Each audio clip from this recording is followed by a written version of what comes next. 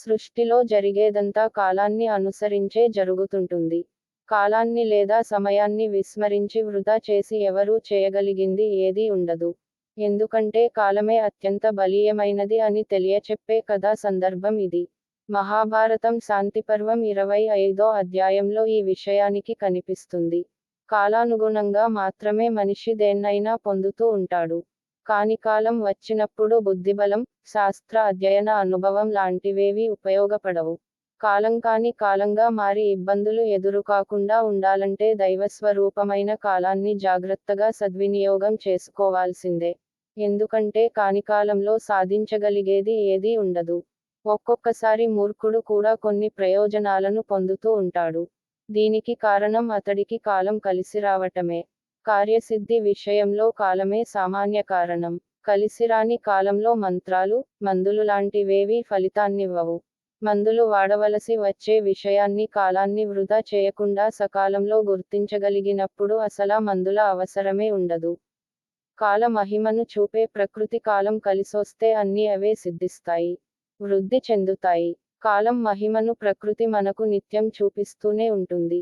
ఎలాగంటే కాలం వల్లే గాలి వేగంగా వీస్తుంది, వర్షం కురుస్తుంది. భూమ్మీద పడ్డ వర్షపు నీరు మేఘాలను చేరేది కూడా కాల ప్రభావంతోనే. కాలం కారణంగానే నీటిలో పద్మాలు, కలువలు ఉద్భవిస్తూ ఉంటాయి, అడవులలో చెట్లు పెరుగుతుంటాయి. అంతదాకా ఎందుకు కృష్ణపక్షం, శుక్లపక్షం అంటూ నెలలో కొన్ని రోజులు చీకటి రాత్రులు, మరికొన్ని రోజులు వెన్నెల రాత్రులు ఏర్పడేది కాలానుగుణంగానే. చెట్లకు పువ్వులు, ఫలాలు కలగకుండా ఉంటున్నది కూడా ఆ కాలం కారణంగానే. అకాలంలో నదులకు ప్రవాహవేగం ఉండదు. పక్షులు, పాములు, లేళ్లు, ఏనుగులు, కొండ జంతువులు విజృంభించవు.